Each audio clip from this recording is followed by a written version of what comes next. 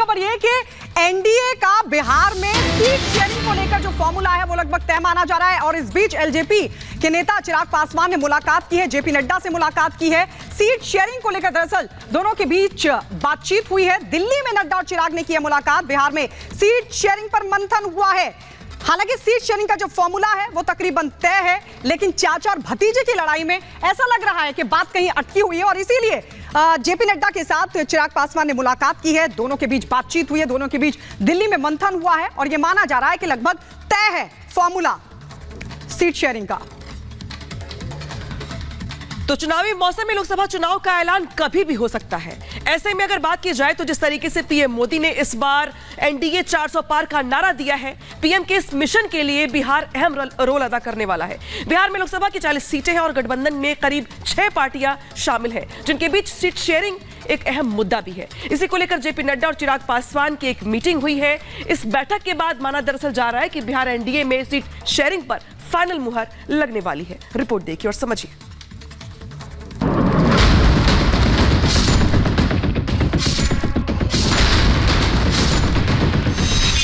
बिहार में लोकसभा चुनाव के लिए जारी सियासी हलचल के बीच बीजेपी के राष्ट्रीय अध्यक्ष जेपी नड्डा और चिराग पासवान की दिल्ली में मुलाकात हुई। माना जा रहा है दोनों नेताओं की मीटिंग में लोकसभा चुनाव की सीट शेयरिंग को लेकर चर्चा हुई है। सूत्रों का दावा है कि इस मीटिंग के साथ ही बिहार की 40 लोकसभा सीटों को लेकर एनडीए की सीट शेयरिंग का फॉर्मूला तय हो गया। चिराग एनडीए के साथ की लोकसभा चुनाव लड़ेंगे। दरअसल बिहार में एनडीए का कुनबा काफी बड़ा हो गया है। बीजेपी जेडीयू के साथ की उपेंद्र कुशवाहा और जीतन राम मांझी की पार्टी भी शामिल है। इसके अलावा एलजेपी के चिराग और पशुपति पारस के दोनों गुट शामिल हैं। 40 लोकसभा में से सभी दल अपने अपने लिए ज्यादा से ज्यादा सीटें चाहते हैं, जिसकी वजह से गठबंधन के ऐलान में देरी हो रही थी।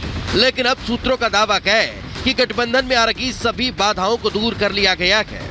माना जा रहा है कि चिराग और पारस दोनों को बीजेपी ने मना लिया है। सूत्रों का दावा है बीजेपी 20 से 22 सीटों पर लोकसभा चुनाव लड़ सकती है। जेडीयू 12 से 14 सीटों पर चुनाव लड़ सकती है। चिराग और पारस दोनों को 3-3 सीटें दी जा सकती है। कुशवाहा मांझी को भी 1-1 सीट दी जा सकती है।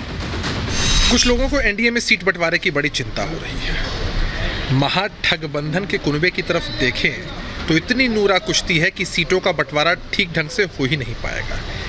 अगर बात करें एनडीए के कुनबे की तो सभी पार्टियां इंटैक्ट है और सही समय पर न सिर्फ सीटों का बंटवारा होगा बल्कि प्रत्याशी भी अनाउंस हो जाएंगे और इसका नतीजा चुनाव में देखने को मिलेगा जब जनता 40 में से 40 सीटें एनडीए के कुनबे को जिता देगी। गठबंधन के दलों को दी जाने वाली लोकसभा सीटों की संख्या में थोड़ा बहुत फेरबदल भी संभव है, जिससे से ज्यादा सीटों पर एनडीए को मजबूत प्रत्याशी मिल सके।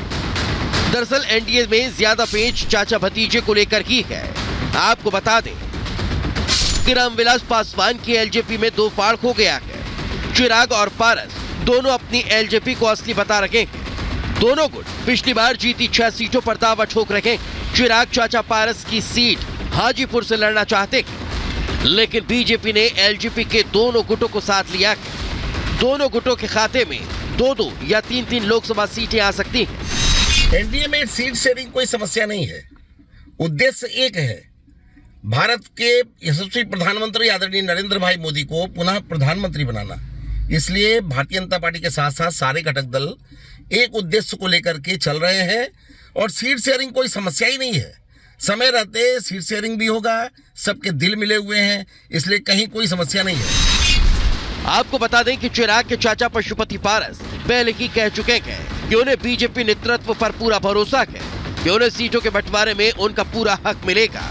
एनडीए में सीट बंटवारे में फंसे पेच के बाद आरजेडी ने चिराग पासवान को महागठबंधन में आने का न्योता दिया था, लेकिन अब जेपी नड्डा से मुलाकात के बाद माना जा रहा है कि चिराग पासवान एनडीए में ही रहेंगे। सूत्रों का कहना है कि बीजेपी ने चिराग को पूरा सम्मान देने का वादा किया है। बिहार में लोकसभा की 40 सीटें हैं। साल 2019 में हुए लोकसभा चुनाव में एनडीए ने 39 सीटों पर जीत हासिल की थी। इस बार मोदी के मिशन 400 के तहत एनडीए बिहार की सभी 40 सीटों पर भगवा लहराना चाहती है। Bureau report, Republic Bharat. आपको बता दें लोकसभा चुनाव की तारीखों का ऐलान कभी भी हो सकता है और इसी कड़ी में बीजेपी लगातार उम्मीदवारों के नामों पर मंथन करिए। मध्य प्रदेश में 5 उम्मीदवारों के नाम पर मंथन किया गया। वो 5 सीटें जिनमें से एक छिंदवाड़ा की बताई जा रही है जहां पर कांग्रेस के इकलौते सांसद नकुल नाथ हैं और छिंदवाड़ा में माना जाता है कि कांग्रेस का मजबूत किला है कमलनाथ। और आपको बता दें छिंदवाड़ा सीट को जीतने को लेकर ही रणनीति बनी है। यह बताया जा रहा है कि 5 सीटों पर उम्मीदवारों पर मंथन हुआ है। मध्य प्रदेश में बीजेपी उम्मीदवारों पर मंथन लगातार कर रही है और छिंदवाड़ा सीट को किस तरीके से जीता जाए उसकी रणनीति बनाई जा रही है। मजबूत उम्मीदवार के नाम पर चर्चा, इंदौर उज्जैन के उम्मीदवार पर भी चर्चा की गई। और सीधे रुक करते ग्राउंड जीरो पे जुड़ के सहयोगी सत्यविजय देखिए 5 सीटें ऐसी जिसको लेकर लगातार मंथन का दौर जारी है। अगर बात की जाए छिंदवाड़ा की या बाकी अन्य इलाकों की तो यहां पर कुछ इलाके ऐसे भी हैं जहां पे कांग्रेस का प्रभुत्व रहा है, वहां पे कांग्रेस की सीटें निकलती रही इस बार। लेकिन जो मंथन किया जा रहा है, क्या माना जाए कि चुनौतियां कौन सी पेश आ रही है और कौन कौन से नाम ऐसे जो चर्चा में चल रहे हैं? जी हाँ, बिल्कुल। देखिए पीएम मोदी ने जिस तरह से नारा दिया है कि इस बार 400 पार, और इसी कड़ी में मध्य प्रदेश में पहले ही जो लिस्ट आई, जो पहली बीजेपी की उम्मीदवारों की लिस्ट आई, उसमें मध्य प्रदेश के 24 प्रत्याशी थे। मध्य प्रदेश में 29 लोकसभा सीट है, 5 सीटें होल्ड की गई। क्यों होल्ड की, उसके पीछे वजह है कि पिछले अगर लोकसभा चुनाव की बात करें तो 29 में से 28 सीटें जो है भाजपा ने जीती थी, लेकिन छिंदवाड़ा में कमलनाथ का किला भेद नहीं पाई थी भाजपा। इस बार भाजपा की कोशिश ये है कि सबसे पहले तो वो छिंदवाड़ा से ऐसे कैंडिडेट को उतारे जो कि भाजपा यानी कि छिंदवाड़ा में कमल खिल सके। और एक सियासी उठापटक या कहना चाहिए सियासी जो चर्चा ये भी है कि चूंकि पहले कुछ दिन पहले कमलनाथ और नकुलनाथ के भाजपा में आने की अटकलें चली थी, तो एक बैकअप के तौर पर कहना चाहिए या फिर एक गुंजाइश बीजेपी छोड़ दी कि अगर ऐसा कुछ नकुलनाथ को लेकर अगर कमलनाथ सोच रहे हैं तो शायद इसलिए भी इस सीट को होल्ड किया है। अगर दूसरी बाकी सीटों की बात की जाए तो देखिए इंदौर सीट से महिला कैंडिडेट की तलाश है। कैलाश विजयवर्गीय खुद ये एक सार्वजनिक मंच से कह चुके हैं कि शंकर ललवानी का टिकट जो है कट रहा है और एक महिला को टिकट दिया जाना है। और ऐसी आपके पास हम लौटेंगे, लेकिन देखना होगा कि छिंदवाड़ा को लेकर क्या कुछ रणनीति बीजेपी की रहती है। बहुत बहुत शुक्रिया हमारे साथ जुड़ने के लिए। और इस बीच एक बड़ी खबर आपको बता दें, और बड़ी खबर बिहार से, जहां पर जानकारी ये मिल रही है कि एमएलसी चुनाव के लिए उम्मीदवारों का ऐलान, महागठबंधन के 5 उम्मीदवारों का ऐलान हो गया है। 5 उम्मीदवारों में राबड़ी देवी भी शामिल हैं। तो ये बड़ी जानकारी आपको दे दें, बिहार में एमएलसी चुनाव को लेकर उम्मीदवारों के नाम का ऐलान, महागठबंधन की तरफ से 5 उम्मीदवारों के नाम का ऐलान किया गया, जिसमें बताया जा रहा है कि इन 5 उम्मीदवारों में राबड़ी देवी, जो कि लालू प्रसाद यादव की पत्नी है, वो भी इसमें शामिल बताई जा रही हैं। तो बिहार में एमएलसी चुनाव पर ये बड़ी ब्रेकिंग आपको बता रहे हैं और बड़ी खबर ये है, एमएलसी चुनाव के लिए महागठबंधन ने उम्मीदवारों का ऐलान कर दिया है। 5 उम्मीदवारों का ऐलान किया है और जिन 5 उम्मीदवारों का ऐलान किया गया उसमें राबड़ी देवी भी शामिल है। और बड़ी खबर आ रही है, लोकसभा चुनाव से पहले बढ़ा एनडीए का कुनबा। एनडीए में टीडीपी जनसेना की एंट्री हो गई है। आंध्र में तीनों दल मिलकर के चुनाव लड़ेंगे। लोकसभा विधानसभा चुनाव में गठबंधन हो गया है। सीट शेयरिंग को फॉर्मूले को लेकर के आखिरी जो मुहर जल्द लगने की बात कही जा रही है। कल देर रात जो जेपी नड्डा उनके आवास पर मीटिंग हुई थी और इस मीटिंग में दरअसल माना जा रहा था कि चंद्रबाबू नायडू से लेकर के जिस तरीके से अगर जनसेना की बात की जाए तो अलग अलग मुद्दों को लेकर के मंथन किया गया है, बातचीत की गई है। आंध्र प्रदेश में मिलकर चुनाव लड़ने को लेकर के यहाँ पे बात सामने निकल के आ रही है।